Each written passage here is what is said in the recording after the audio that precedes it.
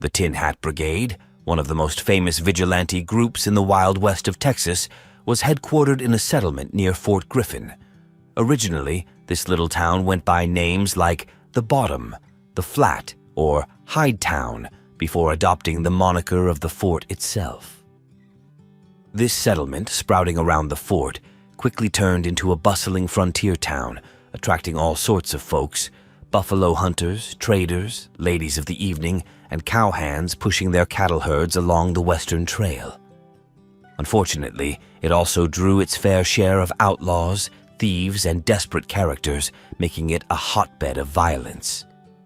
Some of the most famous figures of the American West, like Pat Garrett, Doc Holliday, Wyatt Earp, Johnny Golden, John Wesley Hardin, Lottie Dino, and Molly McCabe, passed through this town at one point or another. Things got so out of hand that in 1874, the situation spiraled into utter lawlessness and the military had to step in. Martial law was declared, and Fort Griffin soldiers worked to clean up the town by running many of the troublemakers out for good. It was a wild and woolly place, all right. Nonetheless, even with the military's intervention, some determined men in the town decided to take matters into their own hands.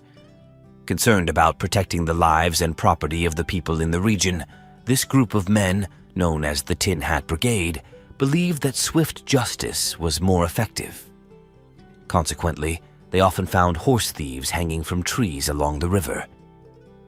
In 1874, a man named John Larn joined this brigade, and his reputation as a member helped him get elected as sheriff of Shackelford County in April 1876.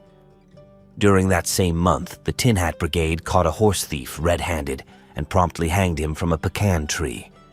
They left his body hanging for all to see and placed a pick and shovel beneath his gruesome remains for anyone who might want to remove the thief and give him a proper burial. Over the next 3 months, the Fort Griffin vigilantes shot 2 more horse thieves and hanged 6 others. However, it turned out that Sheriff Larn and his deputy, John Henry Selman, had ulterior motives. Instead of curbing crime, they controlled the vigilantes while engaging in cattle rustling and other criminal activities. Larn resigned from his post as sheriff within a year, and a warrant was issued for his arrest. The new sheriff, William Kruger, who had once been Larn's deputy, was tasked with apprehending him. On June 22, 1878, Kruger successfully brought Larn in, shackling him to the jailhouse floor to prevent any escape attempts by Larn's supporters. However, the Tin Hat Brigade stormed the jail with the intention of hanging Larn the next night. Unable to lynch the shackled man, they shot him inside his cell. Around the same time, an unidentified man was found hanging outside of town, and the town marshal, William C. Gilson, mysteriously disappeared. Rumor had it that Gilson knew too much about the vigilantes' activities and was killed to ensure his silence.